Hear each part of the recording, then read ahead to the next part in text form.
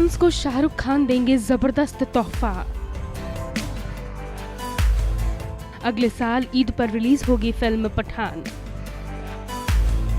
बॉलीवुड के बादशाह शाहरुख खान के कमबैक का इंतजार उनके फैंस पल के बिछाए कर रहे हैं। 25 जून को शाहरुख खान ने बॉलीवुड में अपने डेब्यू के 29 साल पूरे कर लिए। इस खास मौके पर शाहरुख खान ने अपनी मच अवेटेड फिल्म पठान की शूटिंग शुरू कर दी है। शुक्रवार को शाहरुख खान यशराज स्टूडियोज के बाहर स्पॉट हुए।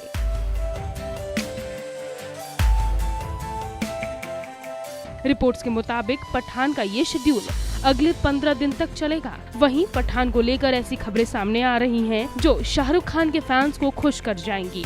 रिपोर्ट्स के मुताबिक शाहरुख खान फैंस को अगले साल ईद के मौके पर अपने कमबैक की ईदी दे सकते हैं। जी हां, पठान के मेकर्स फिल्म को अगले साल 2022 में ईद के मौके पर रिलीज करने की प्लानिंग में जुटे हुए हैं। बता दें कि शाहरुख खान के 29 साल के करियर में ये पहला मौका है जब शाहरुख ने फिल्मों से इतना लंबा ब्रेक लिया है।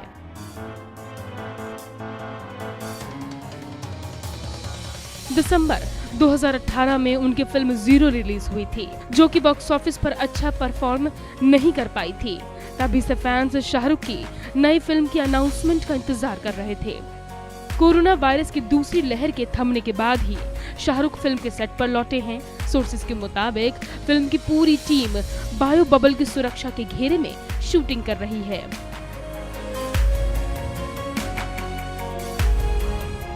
फिल्म की बात करें तो ये फिल्म पूरी तरह से शाहरुख खान के कैरेक्टर के इर्द गिर्द घूमती है। पठान में शाहरुख खान एक एजेंट का किरदार निभा रहे हैं। फिल्म में एक बार फिर शाहरुख खान और दीपिका पादुकोण की जोड़ी बन रही है। जॉन अब्राहम फिल्म में नेगेटिव रोल में दिखेंगे। फैंस की एक्साइटमेंट को डबल करने के लिए सलमान खान की सरप्राइज एंट्री भी फिट की गई है। सलमान इस फिल्म में स्पेशल अपीयरेंस में जासूस टाइगर के अवतार में नजर आएंगे। दीपिका पादुकोण इस फिल्म में एक खुफिया एक्शन एजेंट की भूमिका में दिखेंगी, जिसकी मुलाकात शाहरुख खान से एक मिशन पर होती है। Bureau report.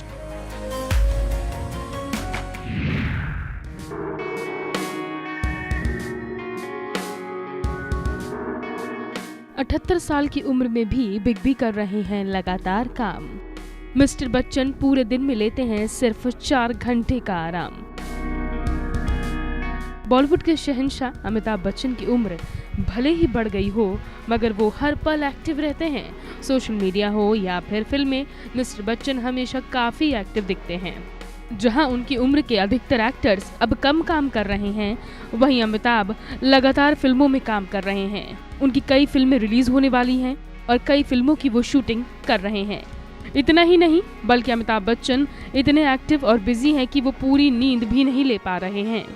अमिताभ बच्चन ने अपने ब्लॉग में बताया है कि वो इस समय डबल शिफ्ट में काम कर रहे हैं, जिसकी वजह से उन्हें सोने के लिए भी वक्त नहीं मिल पा रहा है।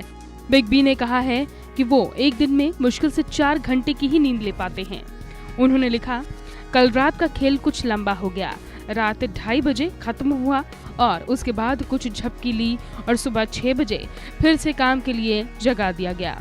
नींद से आपके काम की लय टूटती है, मगर ऐसा नहीं हो सका और काम अपने निर्धारित शेड्यूल पर चल रहा है। अमिताभ ने आगे लिखा, 2 फिल्में, 2 अलग फिल्में, 2 अलग किरदार, 2 अलग लोकेशंस और 2 अलग time.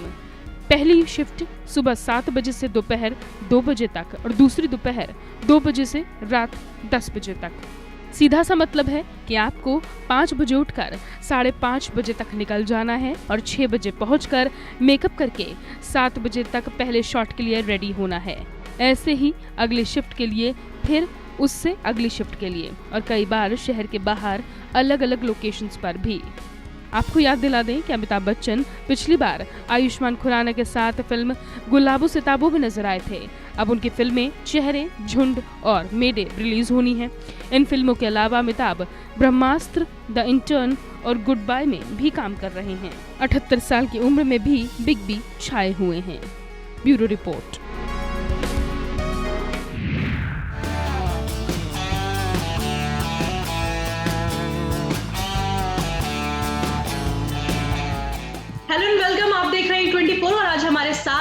Karanveer Bohra. Karan, welcome to E24. Thank you so much, Veeri. Glad to be a part of E24. सबसे पहले तो बहुत बहुत कॉन्ग्रेचुलेशन, बहुत बहुत बधाई हो आपको। आपकी film Qutub Minar Berlin indie film festival के लिए सेलेक्ट हो चुकी है। कैसा महसूस हो रहा है आपको? सिर्फ सिलेक्ट नहीं हुई, वो जीती है वहाँ पर। Oh, congratulations. Thank you. It won an honorable mention at the Berlin Indie Film Festival.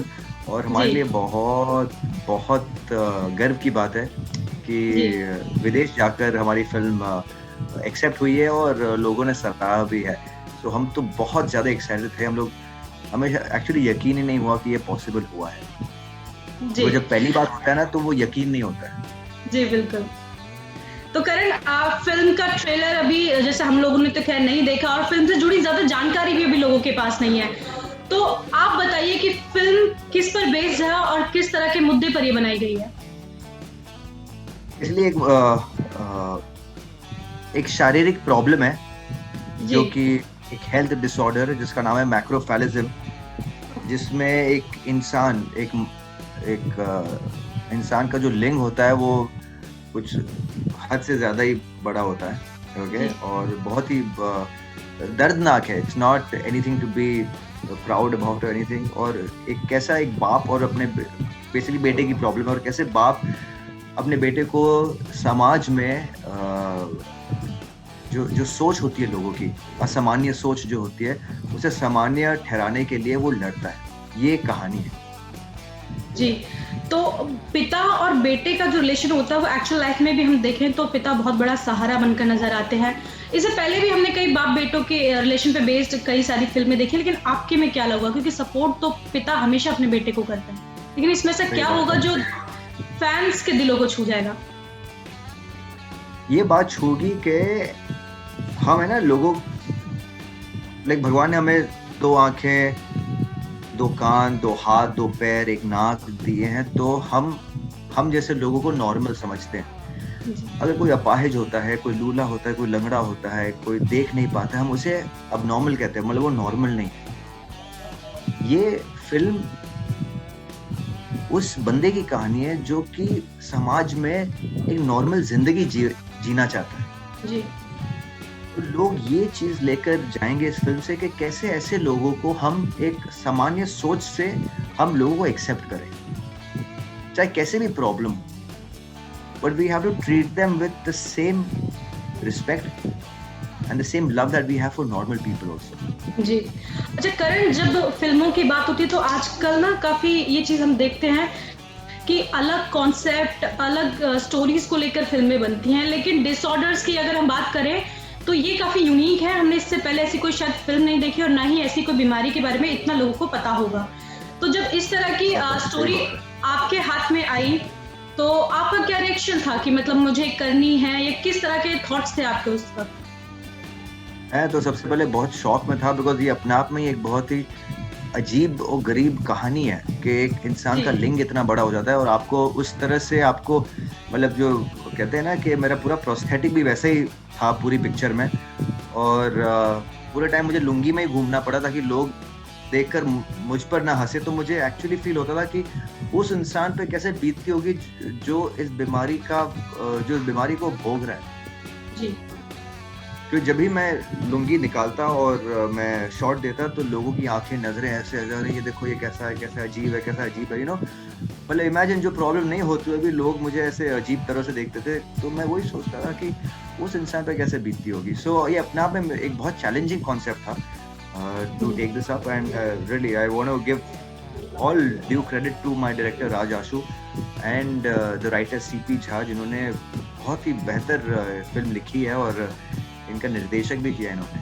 तो रियली जी करण, काफी सारे फिल्म एक्टर्स ऐसे भी होते हैं जो इस तरह की फिल्म करने से मतलब अपनी इमेज को लेके, कई सारी चीजों को लेकर बहुत बार सोचते हैं। तो आपके दिमाग में ऐसा कोई थॉट नहीं आया कि मैं एक फिल्म कर रहा हूँ और उसका कॉन्सेप्ट थोड़ा ऐसा है? मैं तो खुद वैसे ही रोल ढूंढता हूँ जो कि जिसमें इमेज ब्रेक हो सके, बिकॉज मैं एक ही इमेज से मैं खुद परेशान हो जाऊँ, ऊब जाता हूँ मैं कि यार ये एक ही टाइप के रोल्स नहीं करने, यू नो। सो चाहे मेरे पास्ट रोल्स भी हों, में चाहे वो रोमांटिक हो, फिर रोमांटिक के बाद फिर आप एक एंटी हीरो करना चाहते हो, फिर आप एक थोड़ा सीरियस टाइप का करना चाहते हो, तो I want to break the images anyway. तो हाँ, लोगों में वो डर होता है कि यार मैं मेरी इमेज चेंज नहीं करना चाहता हूँ, लेकिन हम OTT के आने के बाद everything is about a unique concept, because अब रिमोट ऑडियंस के हाथ में। जी बिल्कुल। अच्छा, इंटरनेशनल पर तो आपकी फिल्म जीत चुकी है, अब आप हिंदुस्तान की जनता को जाते जाते क्या कहना चाहेंगे? मैं यही कहना चाहूंगा कि मैं वेट नहीं कर सकता कि लोग ये फिल्म कब देखें और उनका रिएक्शन क्या होगा, बिकॉज ये फिल्म अपने आप में ही एक बहुत ही अद्भुत कहानी है ये, and I am really waiting to see peoples reaction, what and how will they react to this kind of a movie. तो करण, आई होप ये फिल्म दुनिया भर में छाए, आपका नाम बहुत हो, इस फिल्म का नाम बहुत हो, इस तरह की कहानी आप हम लोगों के बीच में लाते रहे। Thank you so much. Thank you so much, Fidi, for your interview. It was very short, very sweet, and really to the point. I really appreciate it. Thank you so much.